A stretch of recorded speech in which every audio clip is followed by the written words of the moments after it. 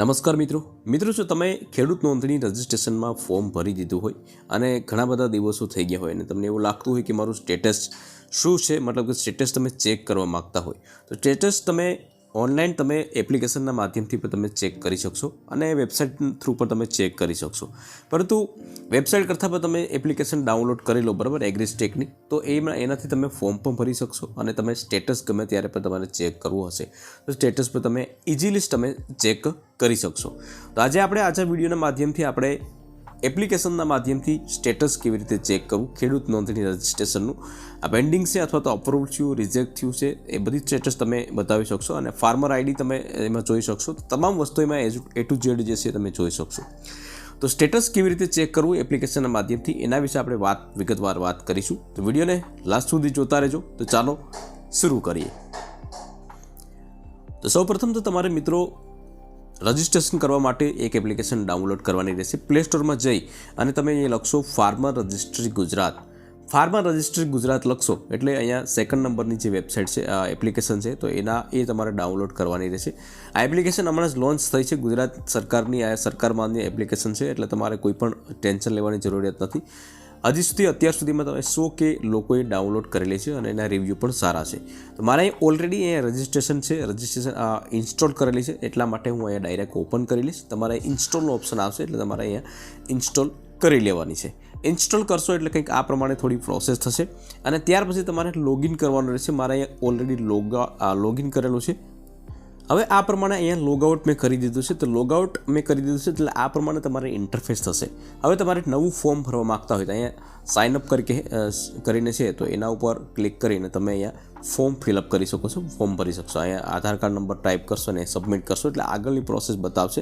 પરંતુ આપણે વાત કરવાની છે ફોર્મ ભરીને સ્ટેટસ ચેક કરવાની. તો સ્ટેટસ કેવી રીતે ચેક કરવું, અહીંયા સૌપ્રથમ તમારે અહીંયા યુઝર નેમ ટાઈપ કરવાનું છે, અહીંયા પાસવર્ડ ટાઈપ કરવાનો છે. હવે યુઝર નેમમાં તમારે શું ટાઈપ કરવાનું છે, જ્યારે પણ તમારે ફોર્મ ભરેલું છે અને તે મોબાઈલ નંબર જે તમે એમાં નાખેલો છે, રજિસ્ટર્ડ કરેલો છે, તો એ મોબાઈલ નંબર જે તે સમયે પાસવર્ડ તમે ટાઈપ કરેલા હોય તો પાસવર્ડ ટાઈપ કરવાનો છે અને પાસવર્ડ ટાઈપ કરીને અહીંયા કેપ્ચા કોડ જે છે એ કેપ્ચા કોડ ટાઈપ કરવાનો છે અને ત્યાર પછી અહીંયા સાઇન અપ ઉપર ક્લિક કરવાનું છે. પરંતુ પાસવર્ડ તમે ભૂલી ગયા હોય તો અહીંયા ફોરગેટ પાસવર્ડનું પણ એક ઓપ્શન છે, તો એ ઓપ્શન ઉપર ક્લિક કરીને તમે ફોરગેટ પાસવર્ડ કરી શકો છો, મેળવી શકો છો. અહીંથી તમે ઓટીપી યુઝરનેમ દ્વારા, મતલબ કે અહીંયા મોબાઈલ નંબર નાખશો તો અહીંયા ઓટીપી દ્વારા પણ તમે પાસવર્ડ રિકવર કરી શકો છો. તો આપણે અહીં ઓફ કરી દઈશું અને અહીંયા મોબાઈલ નંબર, પાસવર્ડ અને કેપ્ચા કોડ ટાઈપ કરીને અહીંયા સાઇન અપ ઉપર ક્લિક કરી લેશું. તો મેં અહીંયા મોબાઈલ નંબર અને પાસવર્ડ ટાઈપ કરી લીધો છે. અહીંયા કેપ્ચા કોડ નીચે ટાઈપ કરવાના છે, તો એ કેપ્ચા કોડ ટાઈપ કરી લઈએ. તો અહીં કેપ્ચા કોડ ટાઈપ કરીને અહીં સાઇન અપ ઉપર આપણે ક્લિક કરી લઈશું એટલે અહીંયા લોગિન સક્સેસફુલ બતાવશે. હવે લોગિન સક્સેસફુલ બતાવશે એટલા માટે અહીંયા વ્યૂ માય ઇન્ફોર્મેશન ઉપર ક્લિક કરશો એટલે તમારી ડિટેલ અહીંયા એટલી આમથી બતાવશે, બરાબર. અહીંયા આ પ્રમાણે બતાવશે. એનરોલમેન્ટ આઈડી તમારે જોતું હોય ફાર્મર આઈડી તો અહીંથી તમને મળી જશે. પરંતુ તમારી સ્ટેટસ તમારે ચેક કરવું હોય તો તમારે અહીંયા 3 લાઇનિંગ જે જોઈ રહ્યા છો તો એના ઉપર આપણે ક્લિક કરવાનું છે. એના ઉપર ક્લિક કરશો એટલે અહીંયા ચેક એનરોલમેન્ટ સ્ટેટસ એના ઉપર આપણે ક્લિક કરવાનું છે. એના ઉપર ક્લિક કરશો એટલે તમારે અહીંયા એનરોલમેન્ટ આઈડી મેં જે હમણાં તમને મેં કીધું હતું તો અહીંયાથી કોપી કરીને તમે અહીંયા પેસ્ટ કરી શકો છો અથવા તો તમે આધાર કાર્ડ થ્રુ પણ તમે અહીંયા ચેકઆઉટ કરી શકશો. તો આપણે અહીંયા આધાર કાર્ડ ટાઈપ કરી લઈએ. આધાર કાર્ડ નંબર ટાઈપ કરી અને તમારે અહીંયા શો સ્ટેટસ ઉપર ક્લિક કરવાનું છે. શો સ્ટેટસ ઉપર ક્લિક કરશો એટલે તમારું જે પણ સ્ટેટસ હશે એ તમને આવી જશે. સૌપ્રથમ તમારા આધાર કાર્ડ બતાવશે, ત્યાર પછી ફાર્મર આઈડી બતાવશે. ઘણા બધા મિત્રો એમ કહેતા હોય છે કે ભાઈ ફાર્મર આઈડી મને મળી નથી, તો ફાર્મર આઈડી તમે અહીંયાથી તમે મેળવી શકો છો. મિત્રો કયા દિવસે તમે ફોર્મ ભરેલું છે, બરાબર, 15/11/2024ના દિવસે મેં ફોર્મ ભરેલું છે, તો એ ફોર્મ જે છે એની તારીખ પણ આવી જશે. ત્યાર પછી અહીંયા પેન્ડિંગ બતાવે છે. હજી પણ આમાં મતલબ કે તમારું ફોર્મ ચેક કરવામાં આવ્યું નથી, મતલબ કે કોઈના ફોર્મ હજી ચેક કરવામાં નથી આવ્યા. ઘણા બધા મિત્રો પૂછે છે મિત્રો કે ભાઈ હજી સુધી પેન્ડિંગ બતાવે છે, તો હજી આ પ્રોસેસ શરૂ જ નથી થઈ. હજી પણ એકાદ મહિના પછી જ આ પ્રોસેસ શરૂ થવાની છે, એટલા માટે તમારે કંઈ ચિંતા કરવાની કોઈ જરૂરિયાત નથી.